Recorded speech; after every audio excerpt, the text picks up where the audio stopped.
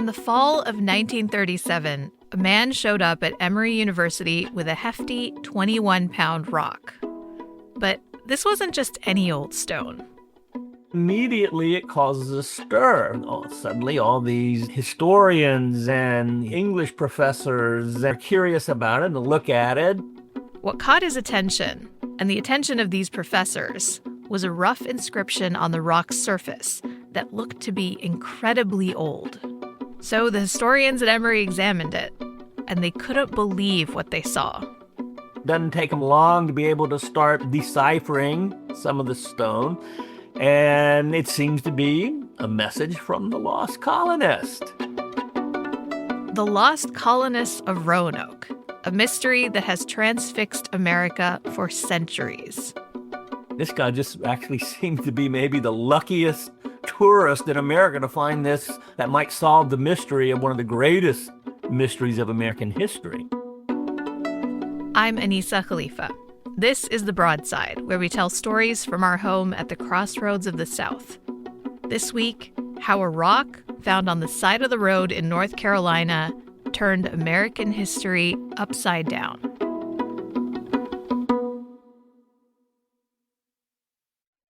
Why have I asked my HVAC guy I found on Angie.com to change my grandpa's trachea tube? I was so amazed at how he replaced our air ducts. I knew I could trust him to change Pop-Pop's tube. I think we should call a doctor. Angie, the one you trust to find the ones you trust. Find pros for all your home projects at Angie.com. This podcast is brought to you by Progressive Insurance. Fiscally responsible, financial geniuses, monetary magicians. These are the things people say about drivers who switch their car insurance to Progressive and save hundreds. Because Progressive offers discounts for paying in full, owning a home, and more. Plus, you can count on their great customer service to help you when you need it, so your dollar goes a long way. Visit Progressive.com to see if you could save on car insurance. Progressive Casualty Insurance Company and Affiliates. Potential savings will vary. Not available in all states or situations.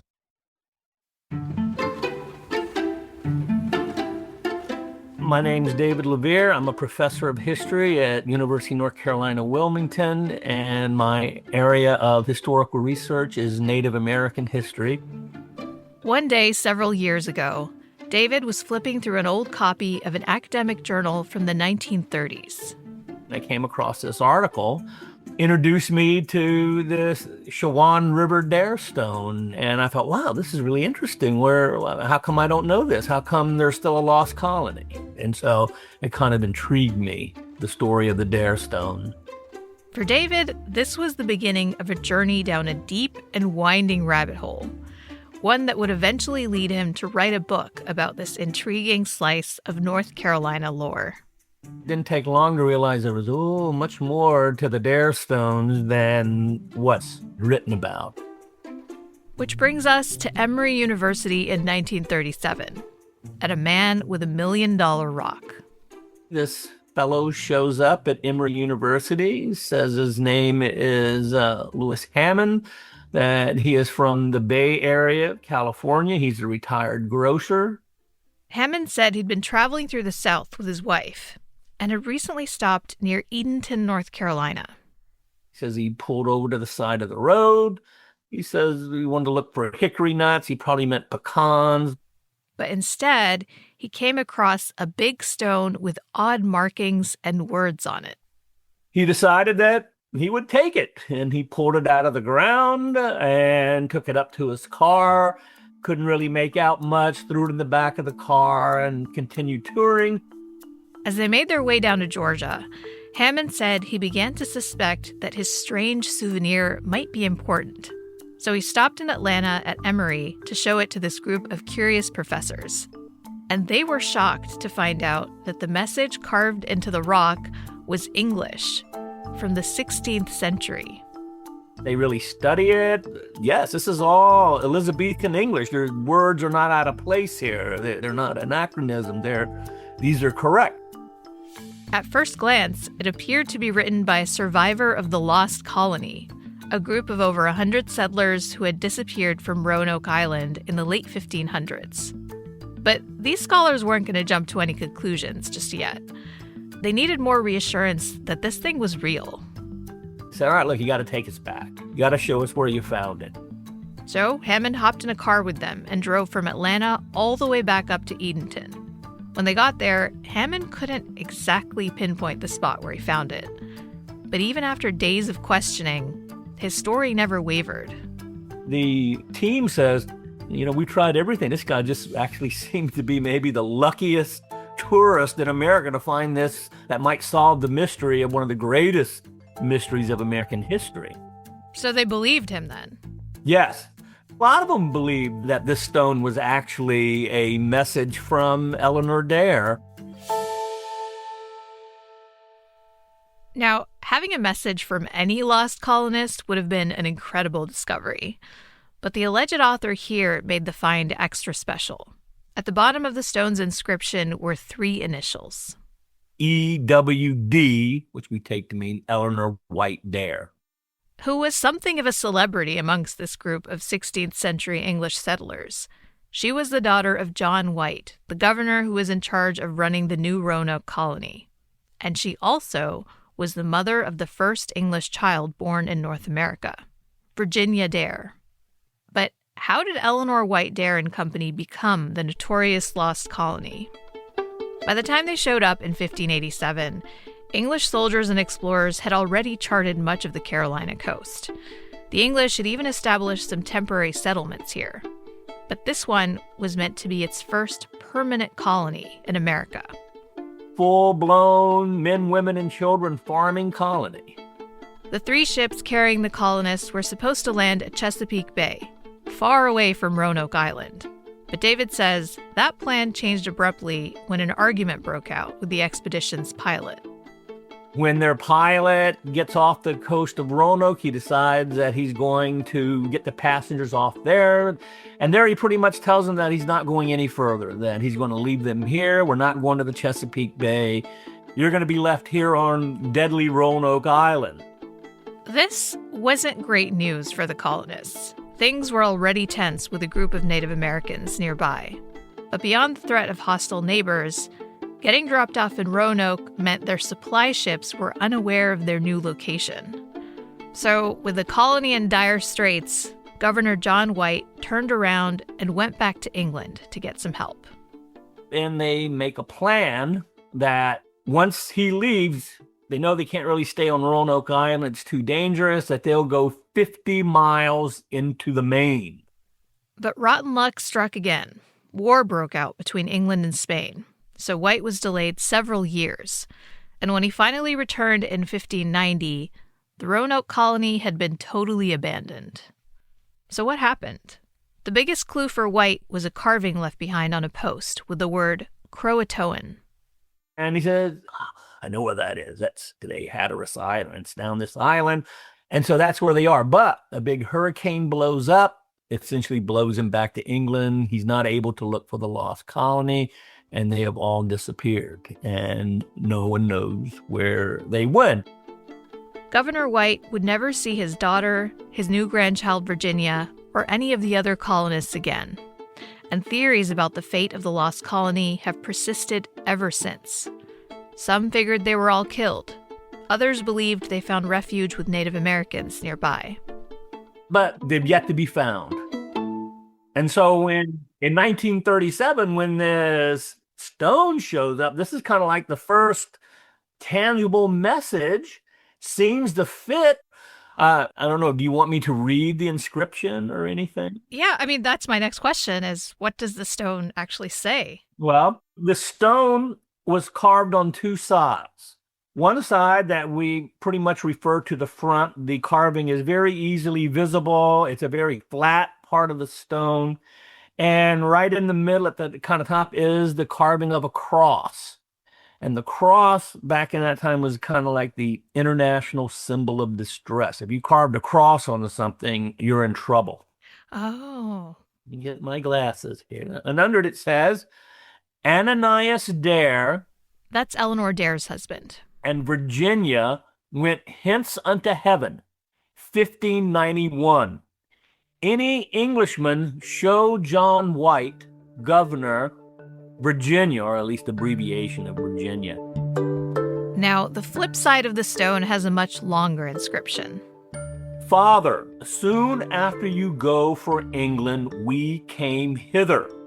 Only misery and war. 2 years. Just to paraphrase, the message claims many from Eleanor Dare's group were killed. It says they'd been buried nearby with a rock listing their names. And it offers a reward to anybody who shows this rock to Governor John White. The writing is rough and at times confusing, but the details validated some theories about the lost colony. And the stone's location was noteworthy. It said they'll go 50 miles into the main, which would put them about Edenton, where that stone was found. So with all this, word started to spread that the historians at Emory had hit the historical jackpot. Oh, this gets big. This is an international thing. Word of this starts leaking out that Emory has this last message of the lost colony. But doubts about the stone's authenticity remained. This seems to be the real thing here, but there's still a lot of doubt. This just shows up. It's not been found in an excavation. It's some guy that's bringing this in. Is it real? Is it fake?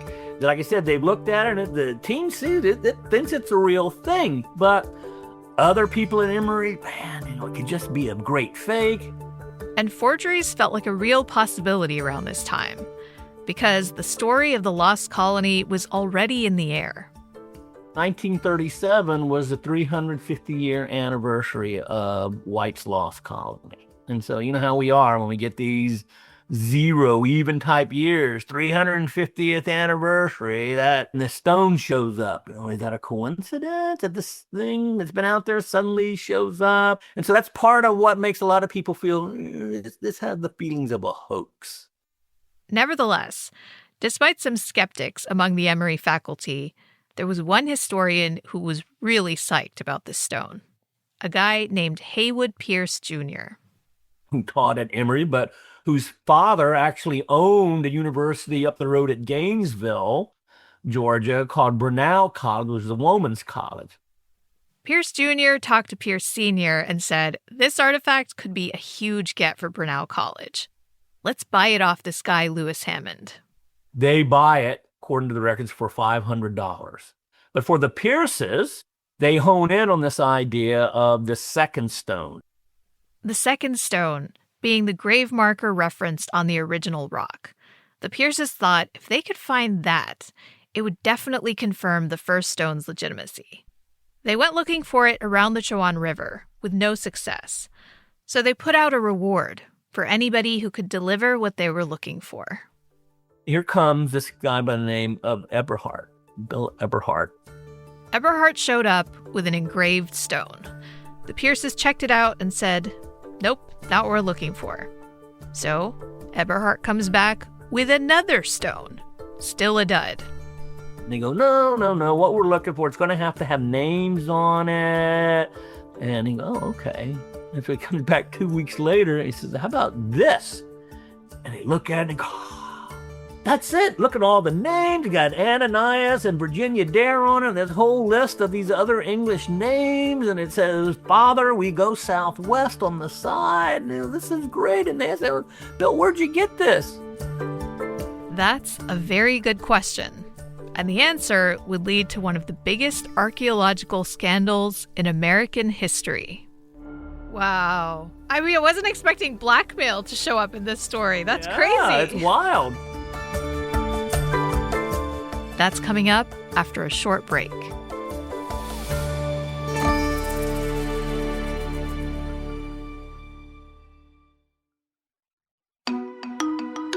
This episode is brought to you by Progressive Insurance. You chose to hit play on this podcast today. Smart choice. Progressive loves to help people make smart choices. That's why they offer a tool called Auto Quote Explorer that allows you to compare your Progressive car insurance quote with rates from other companies. So you save time on the research and can enjoy savings when you choose the best rate for you. Give it a try after this episode at Progressive.com. Progressive Casualty Insurance Company and Affiliates. Not available in all states or situations. Prices vary based on how you buy.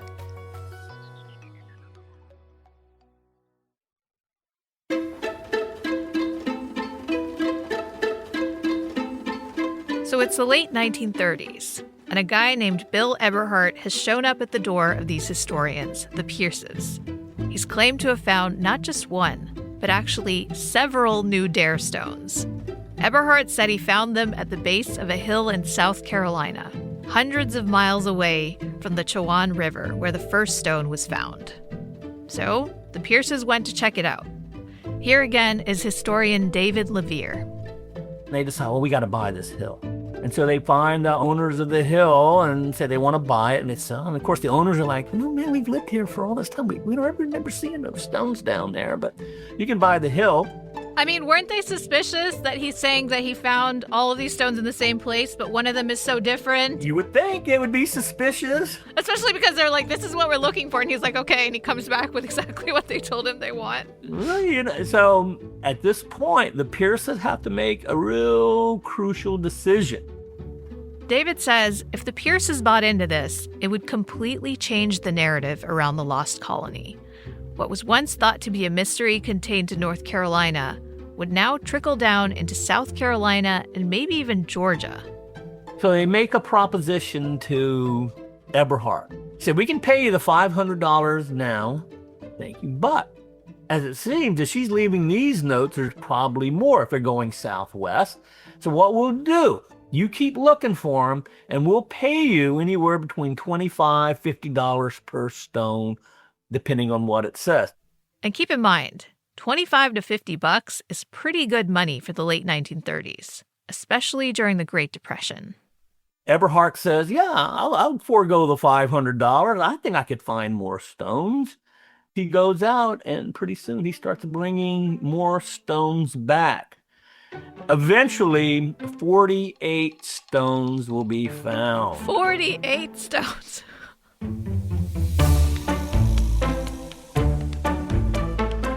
So, with 48 rocks, the Pierces' collection became something of a sensation. Historians from far and wide came to check it out. But it didn't just catch the attention of academics. A reporter from the popular magazine The Saturday Evening Post started to do some digging of his own. And he does some investigation. He writes up this article that's published, and it's just devastating to the dare stone. First of all, he finds that all of the dare stones that were found by Eberhardt are fakes. In fact, he calls them crude fakes.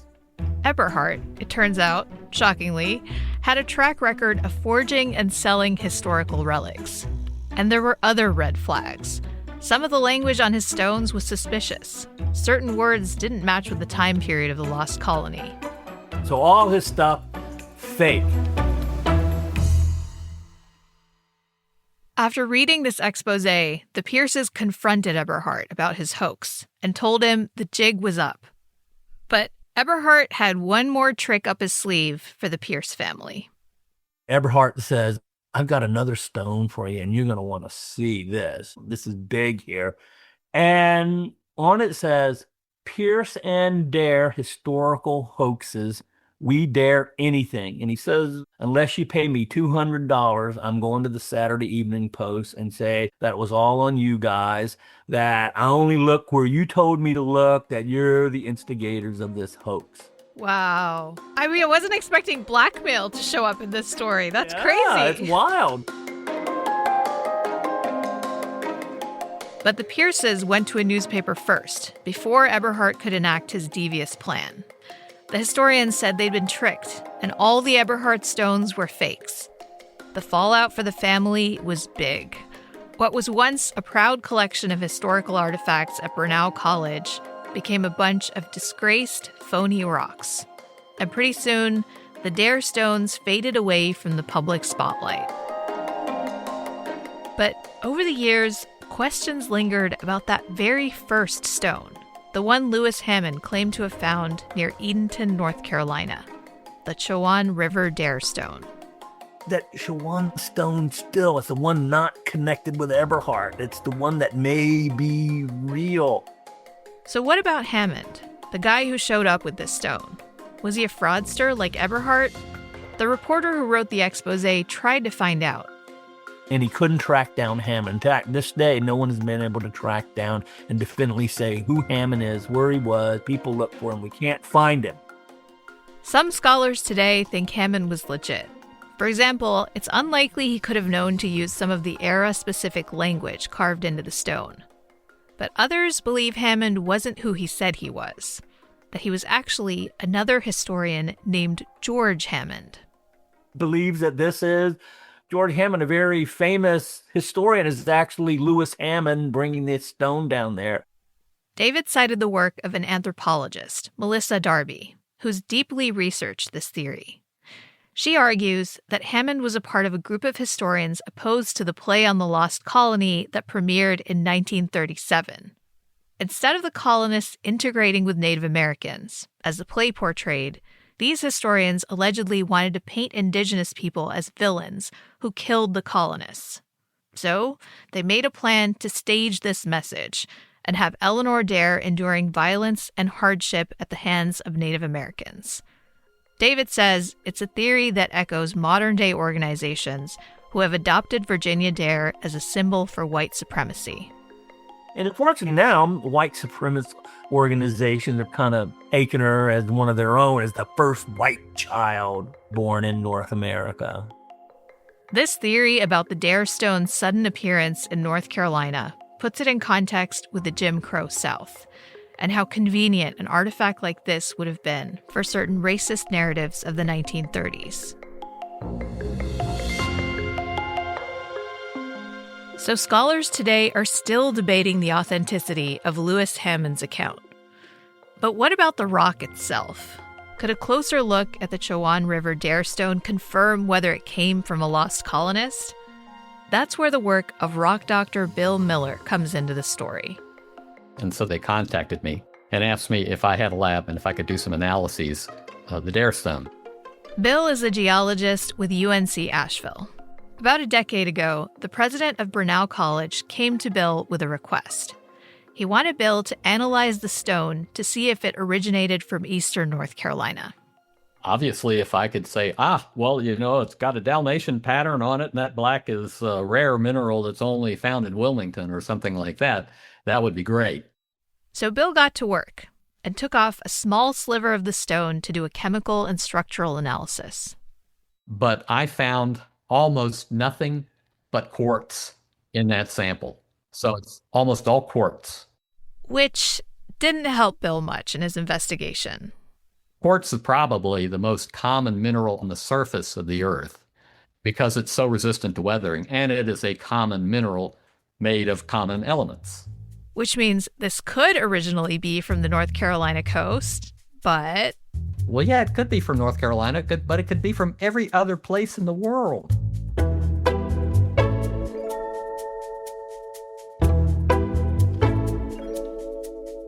There's something frustratingly poetic about these thwarted attempts to answer the questions surrounding the Dare Stone. Despite the best efforts of historians and scientists, it seems as if the rock itself wants to remain a mystery.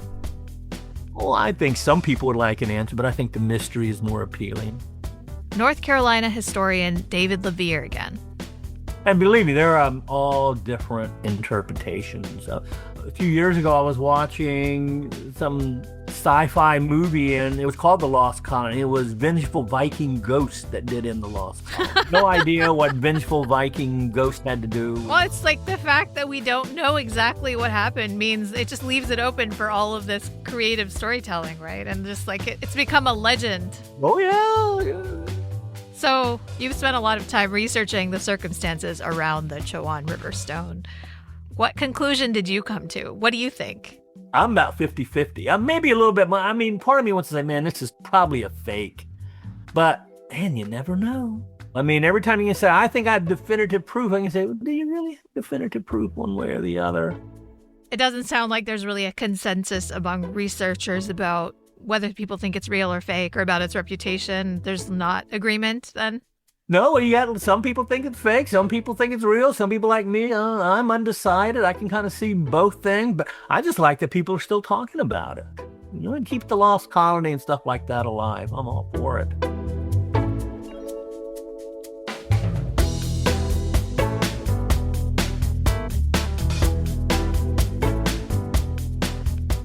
David Levere is the author of The Lost Rocks, The Dare Stones, and the Unsolved Mystery of Sir Walter Raleigh's Lost Colony.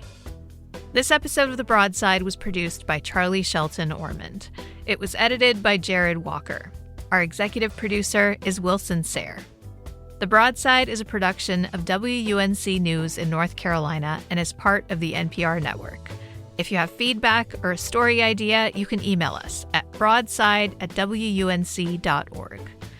If you enjoyed the show, leave us a rating, a review, or share it with a friend. I'm Anissa Khalifa. Thanks for listening, y'all. We'll be back next week.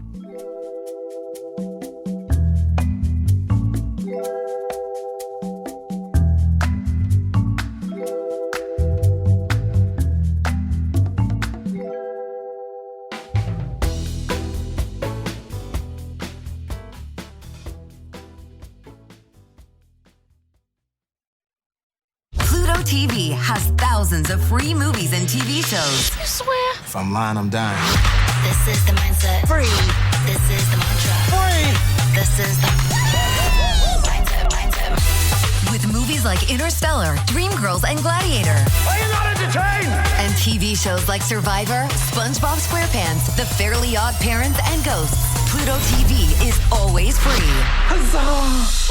Pluto TV. Stream now, pay never.